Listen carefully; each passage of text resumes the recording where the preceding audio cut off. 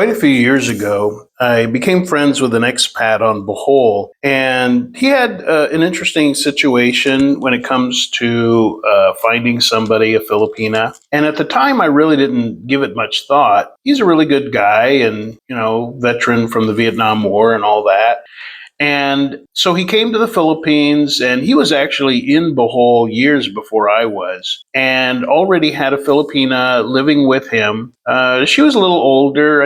I think at the time he was right about maybe 60, and she was about 35 or so. So the two of them lived together. Now, the situation is that she had one or two kids. I don't remember how many, but it wasn't many. It was like one or two kids. And the kids lived on another island and were being raised by the grandmother and the sister, which is actually a very common sort of situation here in the Philippines. Anytime that a Filipina finds herself pregnant and then abandoned by the father, the usual course of action is the kids will be taken care of by the grandmother while the mother goes out sometimes to another city where there's more opportunities and to get a job and send money back to support her kids. So that's a very common thing here in the Philippines. Now, in the case with my buddy, they did eventually get married and moved to another part of Bohol. They got a piece of land and,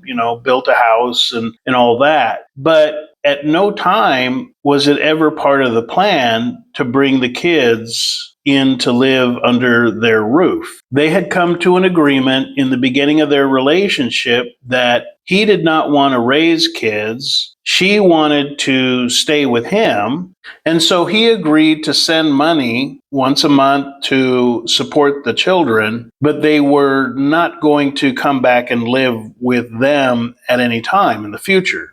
So I didn't think too much of it. It wasn't my situation. They were both happy with it. So then, about 5 years later, I found myself in this situation. I met a Filipina and we started dating, and everything was going pretty awesome. And she did tell me, within the first week that she had two kids, again, on another island. I met her in Dumaguete. She was working at a call center there. And I made it clear to her that, well, I just don't see kids in my future. So this is something that, looks to me like a real deal breaker. But she was very anxious to stay together and kept coaxing me and saying, well, no, it'll work out. Let's just deal with that later. But really, you can only kick that can down the road so long.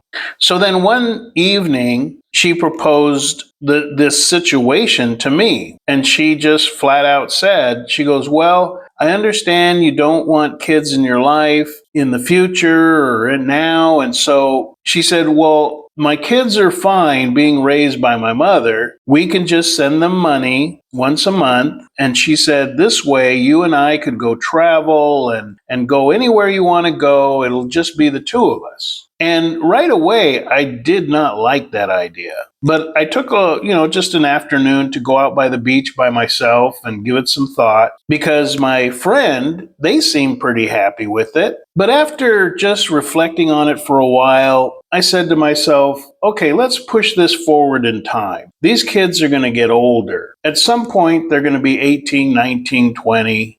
I would not blame those kids as adults, young adults, to then look at their mother and say, you basically abandoned us to be with some guy. And looking at her Facebook, it's like, oh, gee, mom is out here going to all these nice places, doing all these fun things, but she just sort of left us behind. And I thought to myself, I don't want to be the guy that made all that possible. Now, I ended up breaking up with her, and she took it kind of hard. Side note, I know you can't predict everybody what they're going to do, but she took it like really hard. She got really melodramatic and said she was going to end herself and all this stuff. She never did. But, just expect when you break up with a Filipina, sometimes it can get pretty dramatic. So then skip forward again to just a few days ago this week. I was having lunch with a friend of mine, and he had moved in a Filipina with her child, and the kid was just out of control. No discipline, and the mother had no intention of giving the kid discipline. And this little tyrant was basically running the house, doing whatever they wanted. And every time he tried to step in and just maintain some order, she would step in like, well, no, you're not his dad, I'll take care of it. But she would never take care of it. So, as you can imagine, it didn't work out. So I mention all these things because, as I've mentioned before in other videos, the decision to have kids in the last chapter of your life is a huge decision, whether you're making babies at an older time in your life or bringing a woman's kids into your life. Now, there's this whole paradigm going on in the United States with single mothers, and that's its own particular bag of weirdness. I won't even get into that. Many of you are very familiar with it. But in the Philippines, it's a difficult situation for different reasons. And one of the chief reasons is, as I described, the kid, because this is not the first time I've come across this, where the kid is just out of control, no discipline, still wants to sleep in their mom's bed. I ran into this even years ago with one of my previous Filipina girlfriends. And I made it clear, no, he's not sleeping in our bed. And believe me, that created just so much drama. So this is a very common thing where the kids don't get disciplined, they're very spoiled, they want to sleep in the bed. In fact, some of them, even if they're boys, they'll be 8 years old, they refuse to take a shower unless their mom is in the shower bathing them. To me, again, from a Western perspective, that's just unacceptable. But if you tell the kid, you need to go in there and take a shower all by yourself, he freaks out, says it's impossible. I mean, it really is a difficult situation to deal with. The real issue here is if you're going to date and get into a long-term relationship with a Filipina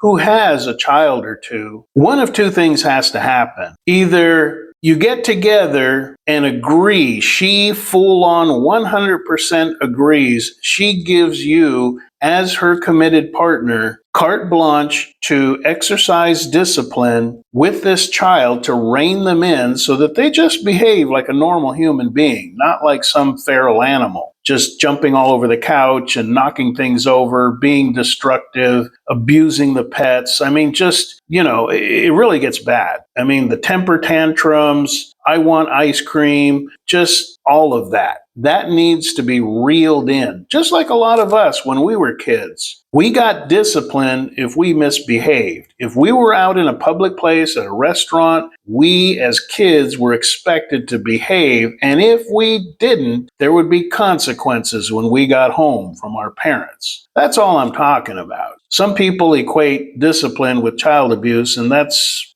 like equating dating with rape. I mean, it's just not the same thing.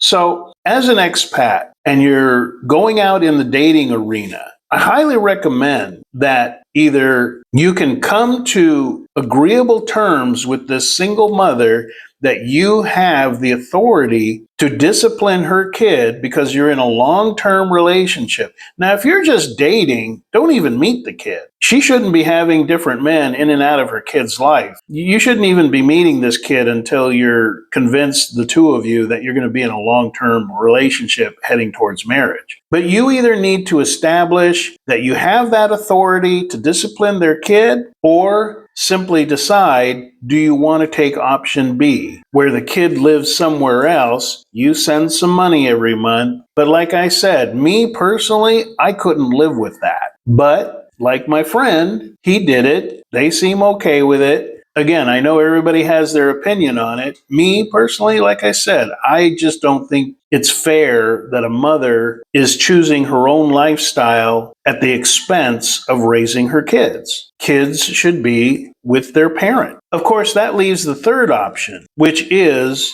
don't date single moms. And I hate saying that because there's a lot of good women out there who were trusting with the father of their kids and thought they would stick around, and their trust was abused. They themselves were not out sleeping with a bunch of guys. They trusted a guy, and again, as soon as she came up pregnant, he bailed and took off. That's really not her fault. But you can't control all of these outward parameters, all these things that other people have done or are doing.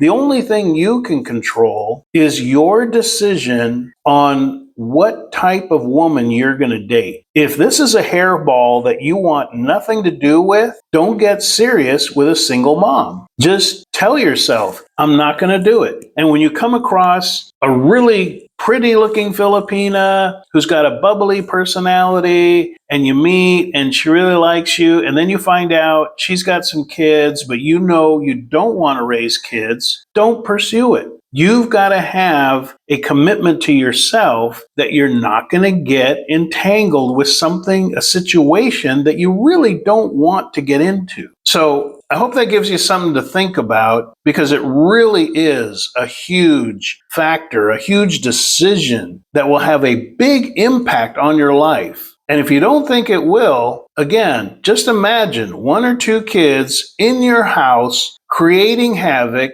every day, and you're handcuffed from dealing with their behavior. That will drive you nuts. So, love to hear from your experiences. I know, again, there's no cookie cutter way of doing all this. What works for some is just unacceptable to others. So, love to hear from you.